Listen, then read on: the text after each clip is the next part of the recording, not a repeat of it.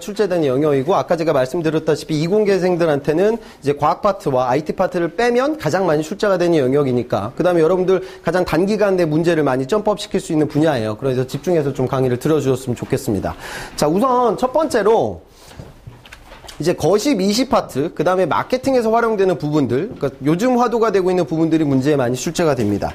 그래서 제가 말씀드릴 건 우선 우리가 이건 여러분 초등학교 때 배웠던 거예요. 그래서 경제 주체들, 그러니까 가계, 정부, 기업들의 순환인데, 여러분들이 입사해야 되는 곳은 이제 기업이죠. 그쵸? 그럼 기업의 역할은 뭐냐면, 기업을 우리가 한 세 가지 정도로 얘기해요. 첫 번째는 뭐냐면 생산활동의 주체, 그쵸? 그러니까 용역과 서비스를 만드는 그 주체가 되고, 두 번째는 시장경제의 주도자, 세 번째로는 생산 요소의 고용자, 그러니까 여러분들 같은 채용도 기업에서 진행을 하고 있죠. 기업의 존재 이유는 뭡니까, 여러분? 이윤 창출이죠. 그쵸?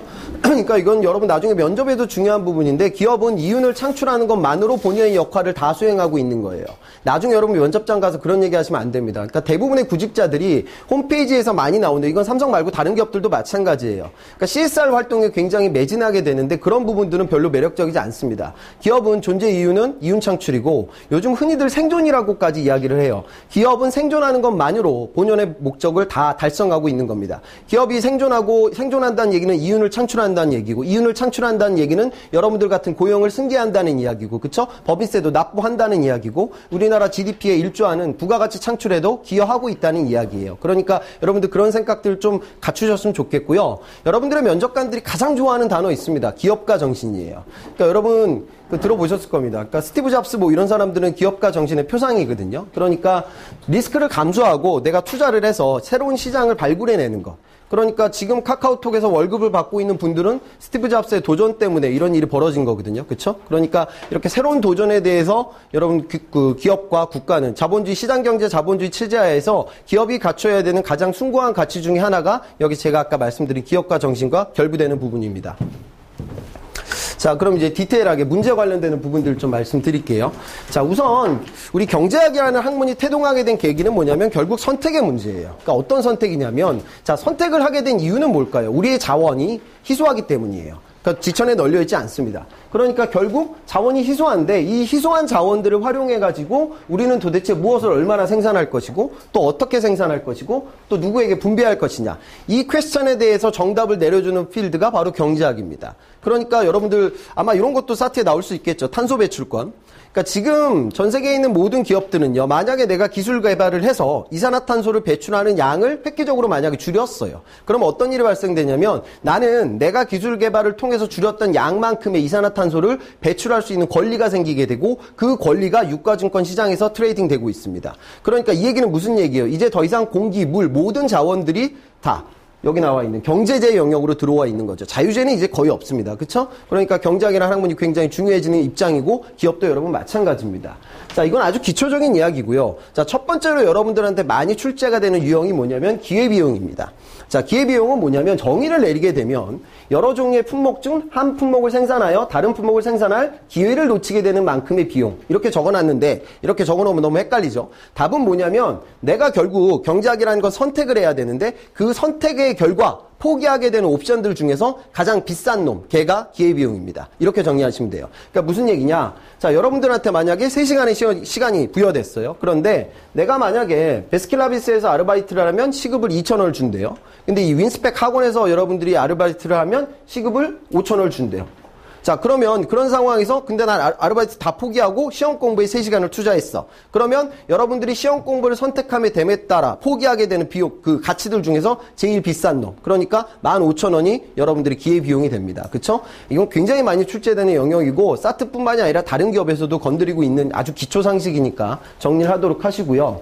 그 다음에 또 한 가지가 제가 여기다 적어놓은 매몰 비용입니다. 이것도 문제에 많이 출제가 돼요. 자, 매몰 비용은 뭐냐면 이런 거예요. 내가 저 조승우를 굉장히 좋아해요. 그래서 조승우가 이번에 뭐 헤드윅인가 또 뮤지컬 한다고 하죠. 그래서 나는 이 뮤지컬을 꼭 볼 거야. 그래서 내가 조승우를 굉장히 좋아하기 때문에, 나는 이 표에 한 30만 원 정도까지는 표를 살 의사가 있어. 자, 그 상태에서 근데 내가 여기서 표를 살려고 했는데 주변에 내 지인이 뭐 할인가로, 특별 할인가로 10만 원에 표를 살 수 있는 기회를 나한테 줬어. 그럼 10만 원에 사겠죠? 그쵸? 그럼 이 친구는 원래 30만 원이라는 가치를 투자할 계획이 있었는데 10만 원의 표를 구매하게 되니까 땡큐겠죠? 그쵸? 자, 근데 문제는 표를 받았는데 표를 잊어먹었어. 그러면 여러분 어떻게 해야 돼요? 만약에 경제학적인 마인드를 갖추고 있는 사람이라면 나는 30만 원의 가치가 있었는데 10만 원은 날렸지만 다시 20만 원의 여유분이 있으니까 또 10만 원의 그 표를 구매하면 돼요. 이게 합리적인 선택이죠. 그런데 실전에서는 웬간하면 안 사겠죠. 그쵸? 이게 여러분 매몰 비용의 오류입니다. 이게 개인 단에서만 벌어지는 게 아니라 기업이나 국가 단에서도 벌어지고 있어요. 그러니까 매몰 비용의 오류를 경영학에서 콩코드의 오류라고도 치환해서 많이 활용을 합니다. 이게 실제로 그랬어요. 미국하고 프랑스가 콩코드라는 여객기를 엄청나게 돈을 투자해서 개발을 했습니다. 그런데 개발이 진행되는 과정들 속에서 이 콩코드 여객기가 하도 빠르다 보니까 거의 제트기거든요. 그러니까 저 사람도 많이 못 태우고 소음도 엄청 났어요. 그래서 이거 해봐야 망한다는 걸 다 알고 있었습니다. 하지만 기존에 투자한 금액이 너무나 크다 보니까 매몰 비용의 오류에 빠져서 끝까지 개발을 감행하게 됐고 결국 큰 실패로 발현이 됐습니다. 그러니까 이거는 여러분 경제학에서 많이 얘기하는 매몰 비용의 오류다 이렇게 생각을 하시면 돼요. 자, 그러면 기회비용과 관련되는 문제가 실전에서 어떻게 출제되는지 문제를 한번 보도록 합시다. 여러분 문제 1번 볼까요? 자, 다음 표는 일본과 미국이 부전자원을 효율적으로 사용할 때 생산 가능한 자동차와 비행기의 조합을 보여준다. 예를 들어 일본이 부전자원을 효율적으로 사용하여 자동차 12대와 비행기 2대를 만들거나 자동차 8대와 비행기 4대를 만들 수 있다. 자, 기회비용이 아주 심플하게 나오지 않고 이렇게 요즘 같은 경우에는 표나 그래프를 통해서 여러분들이 계산하라 이렇게 나올 때도 있어요. 자, 그러면 여러분 표를 한번 봅시다. 여기 보면 어때요? 자, 일본이 자동차를 한 대도 안 생산했어요. 그러면 비행기를 몇 대 만들 수 있습니까? 8대는 만들 수 있죠. 자, 그런데 내가 자동차를 4대 만드는 순간 비행기는 2대가 줄어들게 되죠. 그러면 요걸 한번 이렇게 정리해 봅시다. 자, 첫 번째는 일본의 케이스가 있고요. 두 번째는 미국의 케이스가 있을 거예요. 일본 케이스를 보게 되면 일본 입장에선 자동차 4대의 가치가 요거하고 이꼴 가치가 어떻게 돼요? 비행기 2대죠. 그쵸? 반면 미국은 어떻게 됩니까? 미국은 자동차를 3대 생산함에 따라서 비행기 대수가 2대로 줄었죠. 그러니까 미국은 자동차 3대하고 이꼴 가치가 비행기 2대예요. 그쵸? 그 상황이면 여러분들은 각기 내가 선택에 따른 생산의 기회비용을 측정할 수가 있어야 됩니다. 첫 번째 일본 케이스로 보게 되면 자동차 여기서 봅시다. 자동차 한 대의 생산의 기회비용 얘는 어떻게 돼요? 비행기 0.5대가 되죠. 그쵸? 자, 거꾸로 봅시다. 이번에는 비행기 한 대의 생산의 기회비용은 자동차 몇 대가 돼요? 2대가 되겠죠? 그쵸? 자, 반면 이제 미국 케이스로 봅시다. 미국은 똑같이 자동차 한 대의 생산의 기회비용은 비행기 3분의 2대가 되고 거꾸로 이제 비행기 한 대의 생산의 기회비용은 자동차 2분의 3대가 됩니다. 그래서 여러분 간단히 표를 보고 여러분들 기회비용을 계산을 하셔야 돼요. 그 다음에 여러분 보기로 들어가 봅시다. 그럼 1번 어떻게 돼요? 자동차 한 대 더 생산하는 것의 기회비용은 두 나라가 동일하다. 지금 나와 있듯이 틀리죠. 그쵸? 그 다음에 일본이 자동차를 많이 생산할수록 자동차 생산의 기회비용이 증가한다. 이건 여러분 비율은 이 표를 보게 되면 동일하게 나와 있기 때문에 변하진 않아요. 그쵸?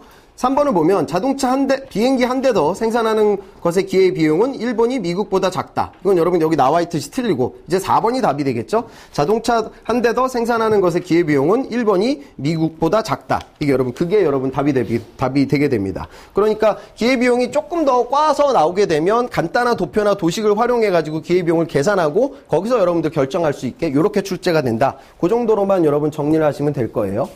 그러면 이제 다음으로 넘어가 봅시다. 또 문제에 많이 출제되는 영역이 뭐냐면 경제학의 시류와 관련되는 문제예요. 그래서 그 부분을 좀 간단하게 우리 정리해 보도록 합시다.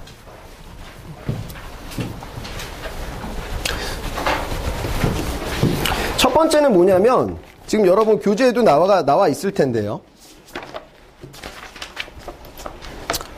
우리가 경제체제를 일단 두 가지 기준에 맞춰서 구분을 합니다. 첫 번째 기준은 뭐냐면 두 가지 기준이 있는데요. 첫 번째는 생산수단의 소유 형태에 따라서 개인이 생산수단을 보유하게 되면 우리가 이걸 뭐라고 하죠? 자본주의라고 얘기하고 국가가 이거를 다 갖게 되면 그 사회주의가 됩니다. 결국 자본주의와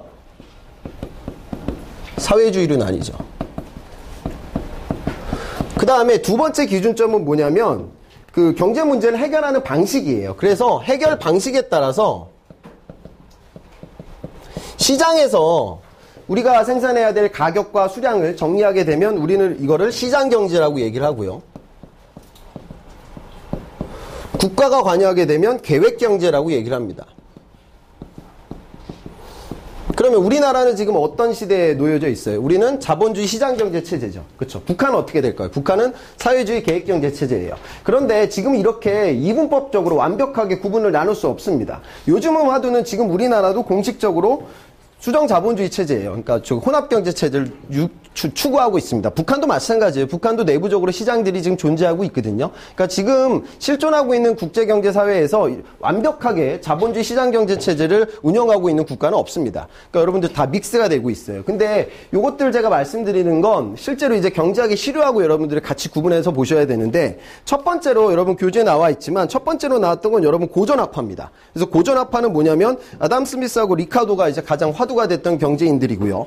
결국 보이지 않는 손 여러분 들어보셨을 거예요. 그러니까 시장에서 결국 수요와 공급의 원칙에 따라서 가격과 생산량이 결정이 된다. 그게 그러니까 모든 것들을 시장에 맡긴다. 그게 여러분 처음 나와 있는 고전학파고 그 다음에 여러분 항상 이 시류 게임은요 오른쪽 왼쪽에서 핑퐁 게임을 해요. 그러면 자 첫 번째 아담 스미스가 주장했던 고전학파는 우리가 좌우익 논쟁 다시 말해 우측 신시장 경제 체제라고 보시면 되죠. 극단적으로요. 그 다음에 나왔던 게 뭐냐면 교재에 나와 있는 마르크스 경제학파입니다. 얘네는 아까 거가 완전 오른쪽이었으면 얘는 완전 왼쪽이죠. 그쵸? 그러니까 여러분 사회주의 공산주의 체제를 표명했던 경제학자들 마르크스하고 레닌이 여기에 해당이 됩니다. 자, 거기가 2단계고 3단계는 자, 오른쪽에서 왼쪽으로 왔으니까 다시 오른쪽으로 옵니다. 그래서 신고전학파라는 학파가 다시 대두가 됐어요. 그래서 신고전학파의 유명한 학자들이 우리가 흔히 경제학에서 캠브리지 학파라고 이야기를 합니다. 자, 그 다음에 오른쪽으로 왔으니까 이번에 다시 왼쪽으로 가야겠죠? 여기가 여러분 문제에 가장 많이 출제가 됩니다. 여기가 여기 나와 있는 혼합경제체제 케인즈 학파예요. 그래서 여러분들 뉴딜 정책이라고 들어보셨을 거예요. 미국의 그 경제 공황이 왔을 때 이게 시장에만 맡겼더니 해결이 안 되는 거예요. 그래서 결국 국가가 적극적으로 경제 문제에 관여를 해서 다시 그 위기를 돌파를 했습니다. 그때 여러분 화두가 됐던 학파가 케인즈 학파예요. 그 다음에 다시 이제 왼쪽으로 왔으니까 이쪽으로 와야겠죠? 그게 여러분 반 케인즈 학파입니다. 그래서 요즘 아마 경제신문 많이 읽으시는 분들은 시카고 학파라고 들어보셨을 거예요. 요게 그리고 굉장히 요즘 화두가 되고 있는 여러분들 들어보셨던 그거죠. 신자유주의, 그쵸? 사실 뭐 여러분도 아시겠지만 과거 MB 정권이 신자유주의 사상에 좀 통했다 이런 얘기들이 많아요. 그러니까 항상 경제학은 결국 친시장이냐 아니면 국가가 많이 개혁해야 되냐 이 오른쪽 왼쪽의 핑퐁 게임을 진행을 하고 있습니다. 문제에 가장 많이 출제가 되는 건 뉴딜 정책을 넘어서서 결국 국가가 이제는 시장에 많이 개입을 해야 된다. 거기에 해당이 되는 케인즈 학파가 문제에는 많이 출제된다. 좀 요 정도로만 정리를 하시면 될 거예요. 그러면 여러분 실제로 문제를 한번 들어가 봅시다. 문제 4번 볼까요? 다음에 자본주의 발달을 나타낸 표에서 자본주의 변화의 계기가 된 역사적 사실에 대한 설명으로 타당하지 않은 것을 고르시오. 자, 아담 스미스의 자유방임주의적 경제 이론은 가의 사상적 기초가 되었다. 가는 상업자본주의에서 산업자본주의, 다시 말해 이제 대량 생산 체제가 이루어지는, 이거 세계사 문제예요. 그러니까 그런 체제 하에서 결국 우리가 어떠한 가격에 어떠한 상품을 어떠한 양으로 생산해야 되냐 이거에 대한 퀘스천에 해답을 줬던 게 애담 스미스고요. 그러니까 가는 맞는 말이 됩니다. 2번 봅시다. 증기기관과 방직기의 활용 등 이건 여러분 뭐 세계사에서 나오는 이제 산업혁명과 관련된 이야기니까 당연히 가가 맞는 이야기가 되고요. 3번을 보면 케인즈의 경제 이론은 나 시기에 경제정책 수립의 이론적 기초가 되었다. 아니죠. 다죠. 그쵸? 여기 나와 있는 수정자본주의, 그 다음에 혼합경제체제 케인즈. 이건 여러분 문제에 가장 많이 화두가 되고 있는 부분이니까 당연히 정의를 내리셔야 되고요. 4번을 보면 자본주의 경제체제에 대한 반성을 야기하여 정부가 적극적 경기대책을 시행해야 한다는 계기. 마찬가지로 이게 케인즈 학파입니다. 그러니까 케인즈가 문제에서는 많이 출제가 되고 있으니까 반드시 정리를 하고 넘어가셨으면 좋겠어요. 그러니까 경제학과 관련된 시료 문제는 그렇게 디테일하게 나오진 않으니까 오늘 제가 말씀드린 부분까지만, 그러니까 여러분 이게 지금 경영경제가 나온다고 해서 여러분들이 지금 맹퀴의 경제학을 막 독파하실 필요는 없다는 얘기예요. 그러니까 기초적인 수준, 사실 여러분들 고등학교 때 배웠던 경제의 수준, 그 정도 레벨이면 웬간한 문제는 다 맞힐 수가 있습니다. 그러니까 너무 깊이 있게 들어가실 필요까지는 없어요. 네. 다음으로 넘어가 보죠. 그 다음에 이제 시장의 형태와 관련되는 문제들이 많이 출제가 또 되고 있습니다. 그래서 독점 시장, 과점 시장, 그 다음에 완전 경쟁 시장, 독점적 경쟁 시장, 뭐 이런 구분점들이 있죠. 쉬운 것부터 보죠. 일단 독점 시장은 뭐예요? 하나의 공급자가 시장을 좌지우지하고 있는 상황입니다. 그러니까 우리나라에서 지금 뭐 전력 시장이나 상하수도 시장이 여기에 해당이 되겠죠. 이럴 땐 여러분 공급자가 하나예요. 그렇죠? 그러니까 상품도 당연히 동질이고 다른 업체들이 시장에 진입하는 것 자체가 불가능하게 잡혀 있습니다.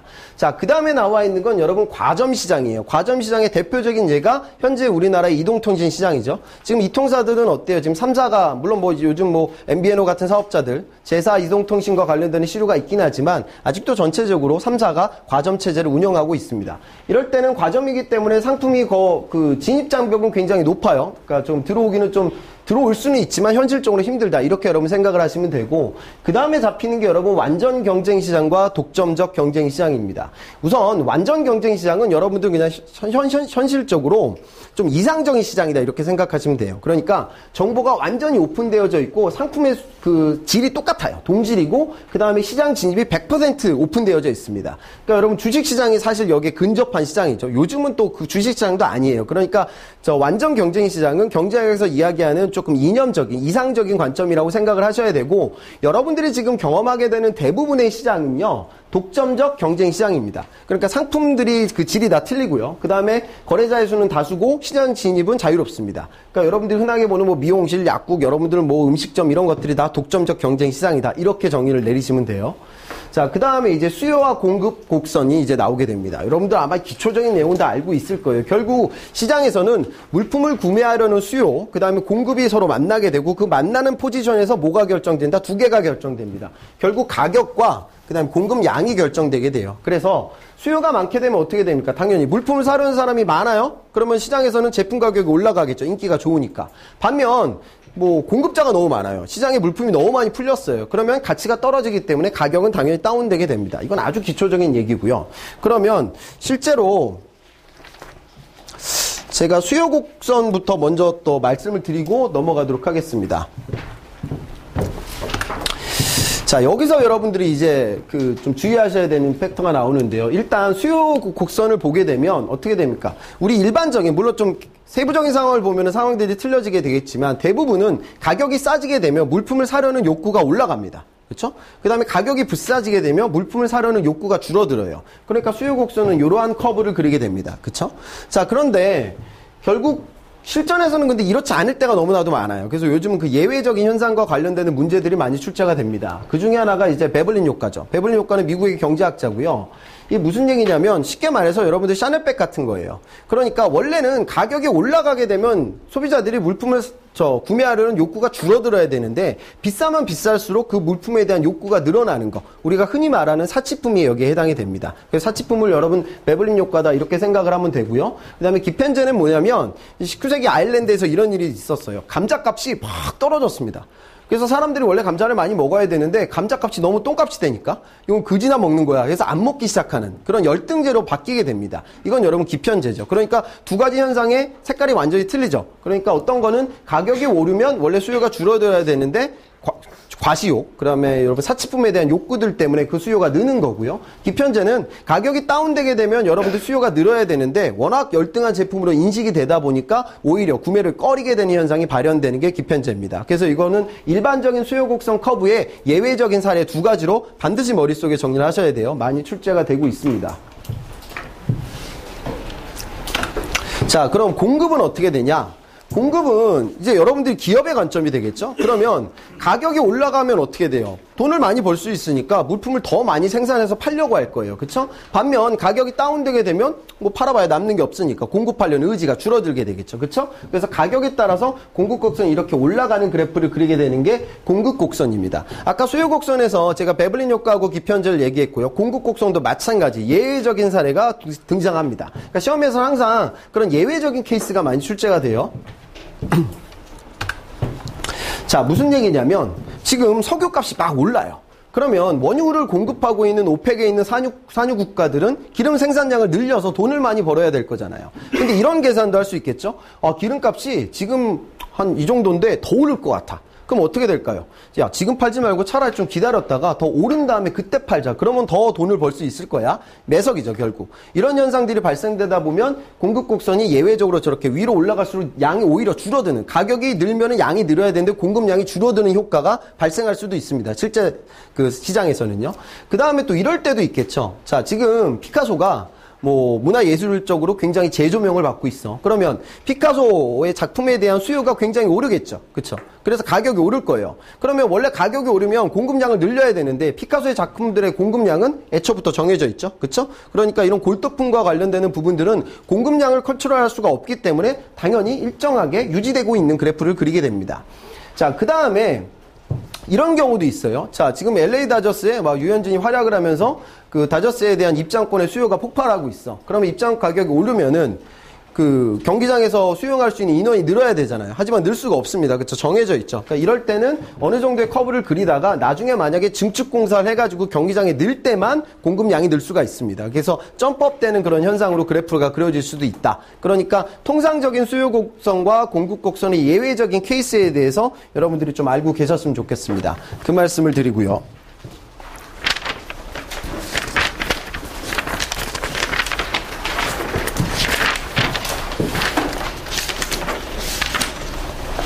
그럼 여러분 우리 한번 문제에 들어가 볼까요? 우선 7번 문제 전에 우리 5번 문제도 풀어보도록 합시다. 여러분 5번 문제 보면은 그 경제학 문제들이 꼭 무슨 이렇게 이론적인 지식이 있어야 푸는 문제만 출제되는 건 아니에요. 여기를 보면 다음은 어느 학자의 가설을 그림으로 나타낸 것이다. 이에 대한 타당한 해석을 보기에서 모두 고르신 것은, 자, 환경, 세로축은 뭡니까? 환경 오염 수준이죠. 그쵸? 자, 43페이지 문제 5번입니다.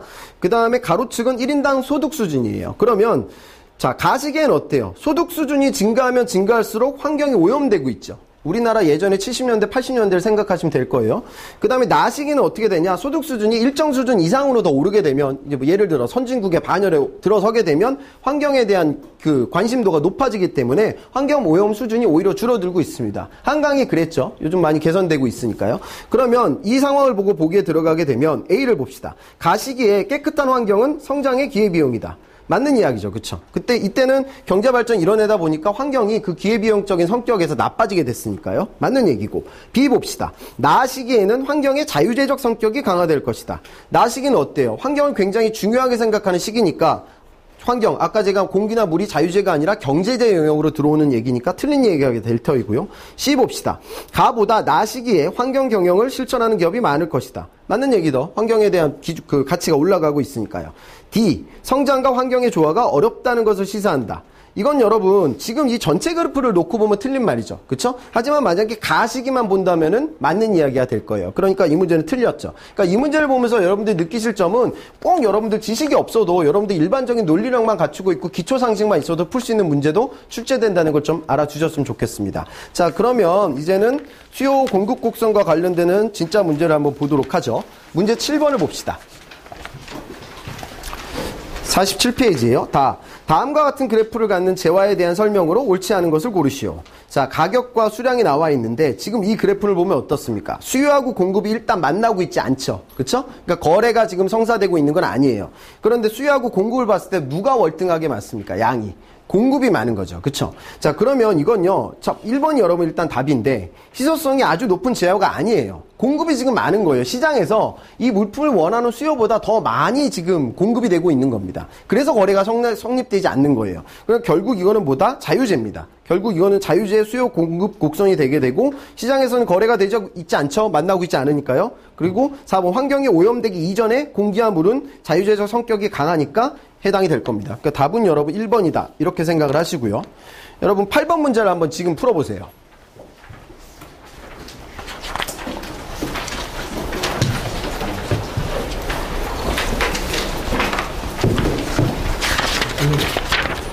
혹시 프린트 있나요? 그때 아직 교재를 못 받아가지고. 아, 그러세요? 이게 몇 개밖에 없어가지고. 네.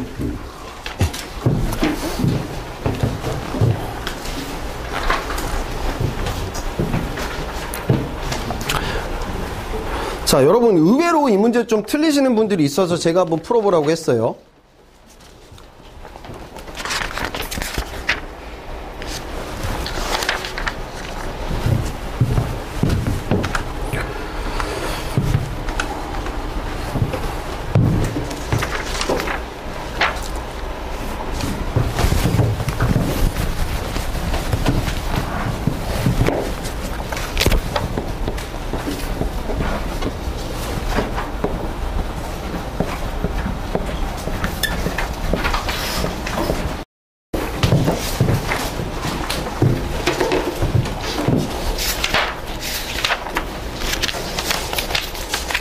답은 몇 번이죠?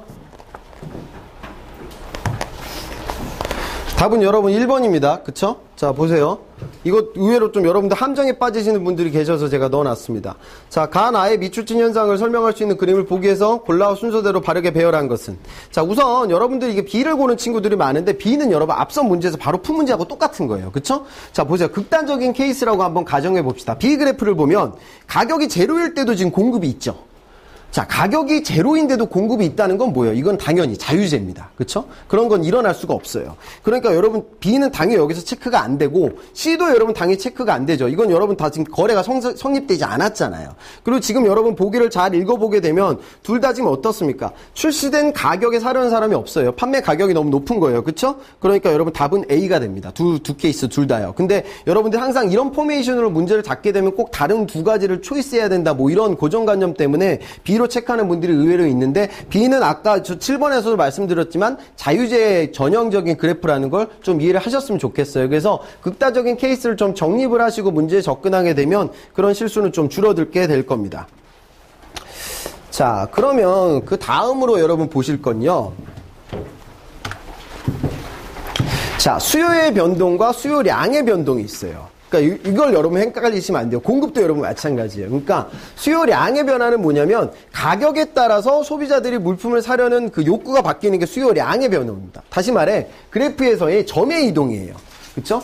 그러면 수요의 이동은 뭐냐면 점의 이동이 아니라 선의 이동입니다. 그러니까 여기서 여러분 반드시 또 아셔야 되는 포인트가 두 가지가 있는데요. 우리가 스놉 현상하고 밴드웨건 효과라고 이야기를 합니다. 자, 우선 자, 밴드웨건부터 말씀드릴게요. 밴드웨건은 뭐냐면 이거 무슨 서커스단이나 이렇게 정치 관련돼서 행사하게 되면 그 맨 앞에서 마차로 막 이렇게 뭐 북치고 꽹가리 치면서 앞으로 나아가는 거예요. 그러니까 여러분들 이건 흔하게 뭐다? 이제 유행입니다.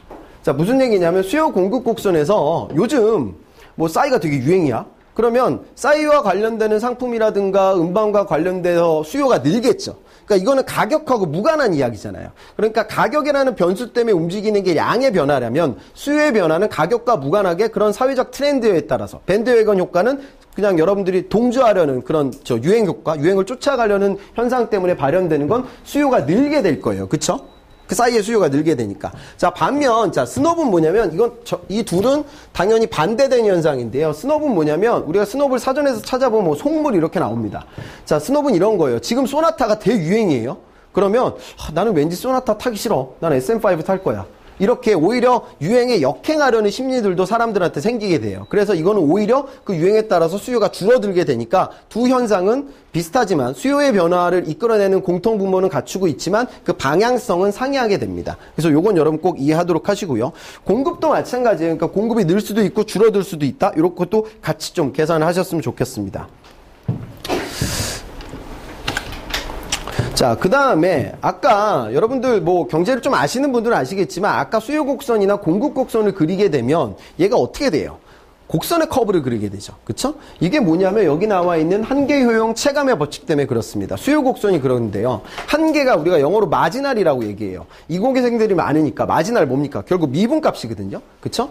자, 그러면 내가 붕어빵을 먹는데 내가 배가 고파요. 그래서 붕어빵을 하나 먹었어요. 그러면 내가 붕어빵을 하나 먹게 됨에 따라서 내가 얻는 효용이 나의 베네핏, 나의 편익이 굉장히 늘어나겠죠. 획기적으로. 배가 고팠으니까.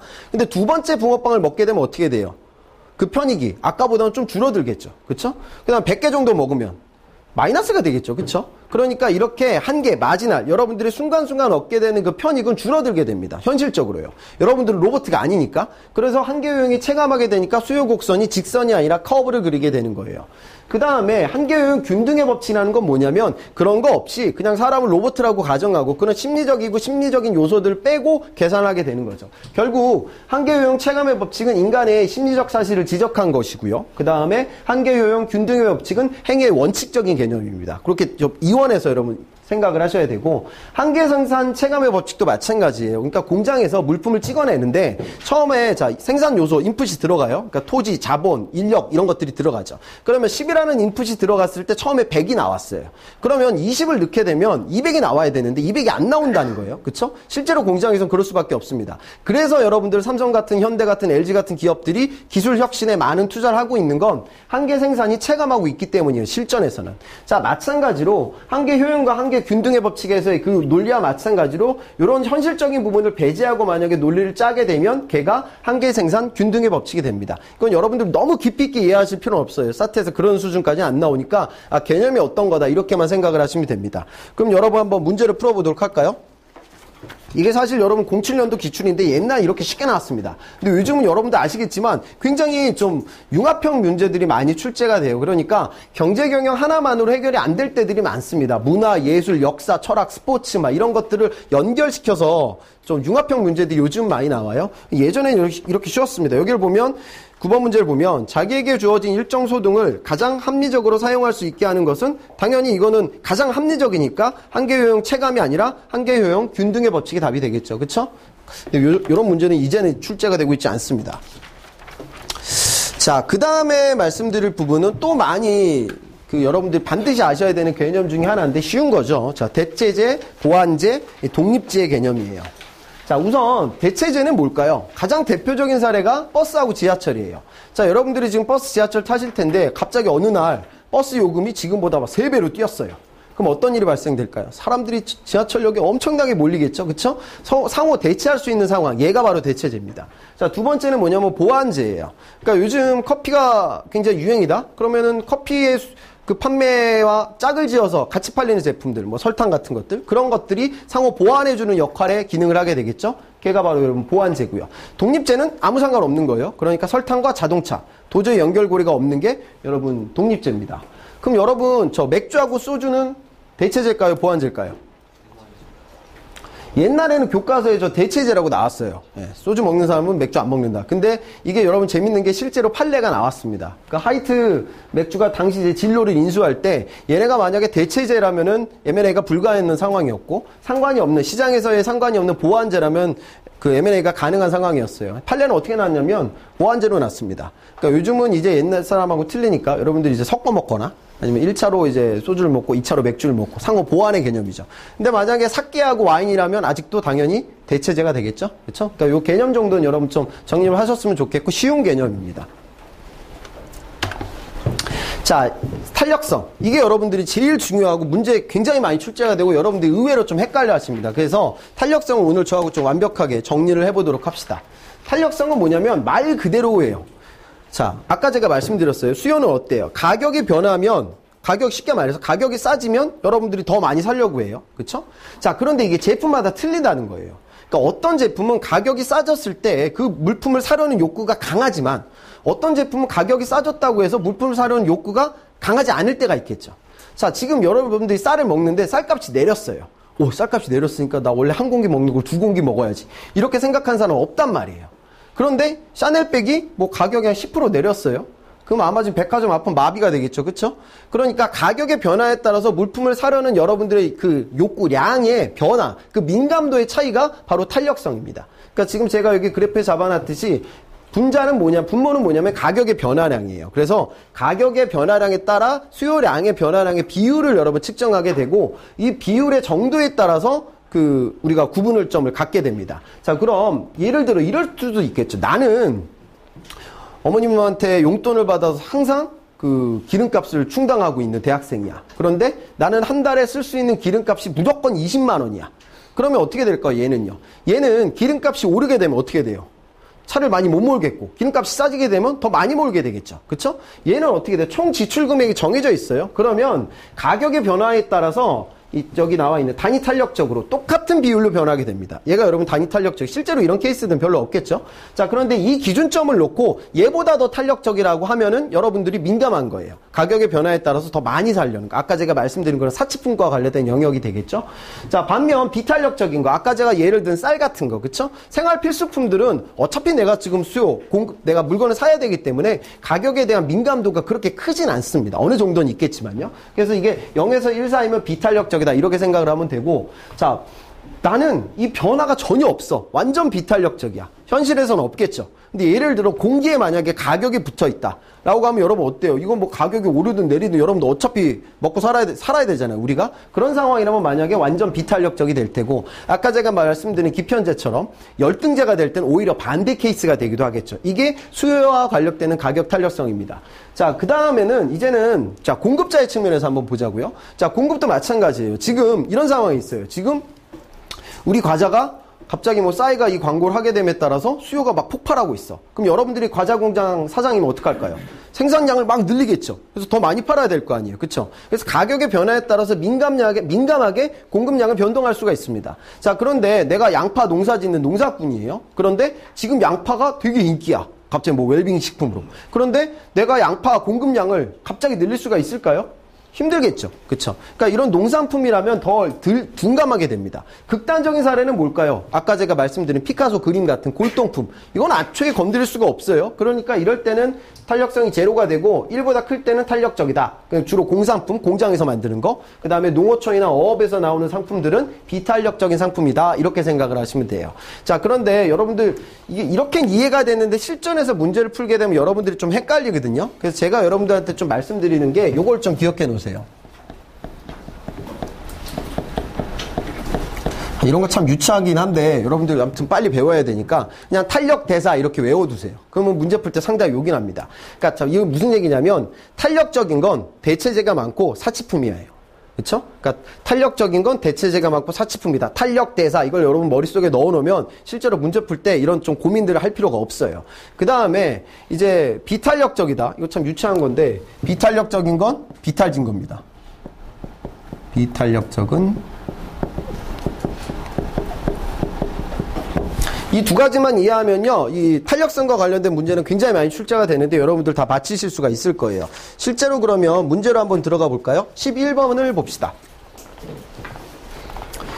자, 다음 그래프는 서로 다른 재화의 수요 곡선을 나타낸 것이다. 설명으로 옳은 것을 고르시오. 자, 그래프를 봅시다. 우선 여러분 관념적으로 보게 되면 A하고 B라는 그래프가 있는데 어떻죠? 가격이 변화함에 따라서 수요량의 변화가 누가 큽니까? B가 크죠. 그쵸? 그러니까 B가 탄력적인 거예요. 그쵸? 근데 아까 제가 말씀드린 거, 비탈진 게 비탄력적이니까 여기서 비탈진 거, 가파른 건 A죠? 그러니까 A가 비탄력적이고 B는 이제 탄력적이다. 이렇게 생각하면 되고, 말씀드렸다시피, 자, 탄력적인 건 탄력대사. 탄력적인 건 대체재가 많고 사치품이 많은 거예요. 그쵸? 사실 요것만 알고 있어도 문제는 여러분 바로 풀 수 있습니다. 답은 여러분 4번으로 똑 떨어지죠. 그런데, 자, 하나하나 보도록 합시다. 1번. B 재화보다 A 재화의 수요가 가격에 대해 탄력